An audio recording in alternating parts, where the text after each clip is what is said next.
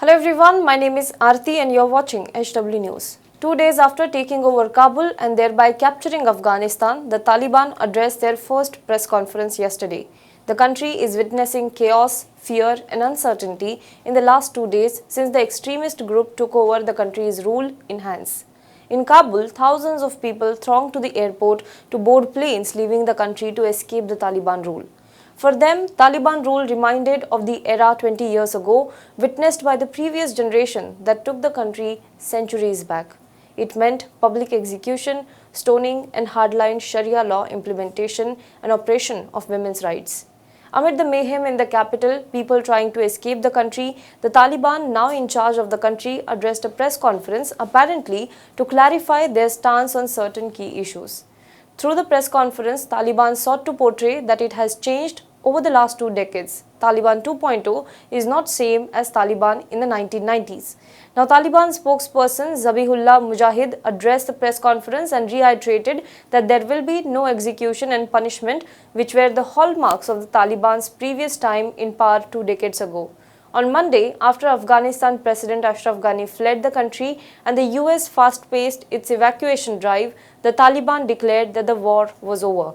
Now let us see what Taliban said in the press conference about the key issues surrounding their functioning henceforth. No revenge. Taliban would not seek retribution against former soldiers and government officials and would also grant an amnesty for former soldiers as well as contractors and translators who worked for the international forces. This is what Taliban said. It said that all those in the opposite side are pardoned from A to Z. We will not seek any revenge. That is what the spokesperson Mujahid said. He further went on to add that no one will go to anyone's house and people should be sure that the Taliban have pardoned everyone, whether they were in the regime or those who worked with American forces. No one will search their houses. Let us talk about the second point, that is violence. He said, damage to people and families occurred during the war was accidental and it was not intentional. It occurred in an uncontrolled situation. If it happened, it is unfortunate. The Taliban also promised that the situation in Kabul city will soon be back to normal. He said that we don't want to repeat any conflict, any war again, and we want to do away with the factors of conflict.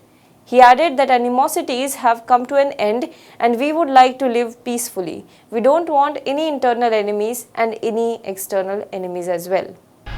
Let us talk about Taliban 1.0 and Taliban 2.0. If the question is based on ideology, the beliefs, there is no difference between Taliban during 1996 and 2001. But if calculated on experience, maturity and insight, no doubt there are many differences, and these are the words that are coming straight from the Taliban spokesperson.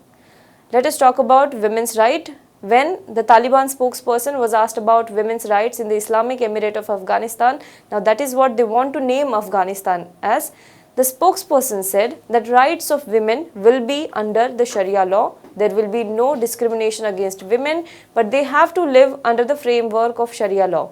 We need women in various fields in the new government and we will allow them to work within the framework of Islam. That is what the Taliban spokesperson has said.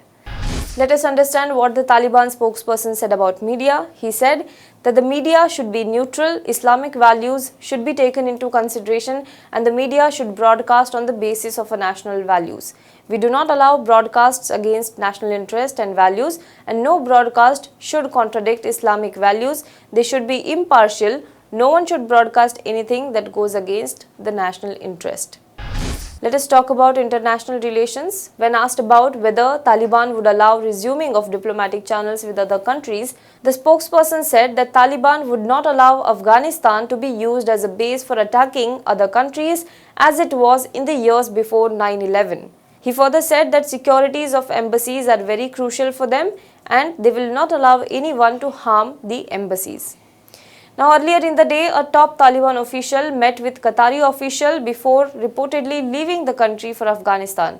Mullah Abdul Ghani Baradar met Qatar's foreign minister, although the Taliban in its first press conference has tried to give out a message that they will be moderate. Experts say that it will be believable when they would walk the talk. As of now, the international community has had a guarded response towards Taliban's olive branch. There are also mounting concerns over whether Afghanistan under the Taliban will foster terror organizations like Al-Qaeda once again and what effect that will have on the security situation in the neighboring countries. It remains to be seen whether Taliban goes by its words spoken in the press conference or again push the country in a chaos. Do let us know what you think about this in the comment box below. For more news and updates, you can log on to www.hwnews.in. Now be the first to know about the latest updates on our new news app. Go on your Android or iOS, search for HW News Network. Download our app, choose the language you prefer to get updates in, and be up to date with the latest news. If you like this video, please share it and we would love to hear your comments in the comments section down here. Also, please do like our Facebook page and follow us on Twitter to get minute-to-minute news updates. For more such shows and videos, well, subscribe to our YouTube channel.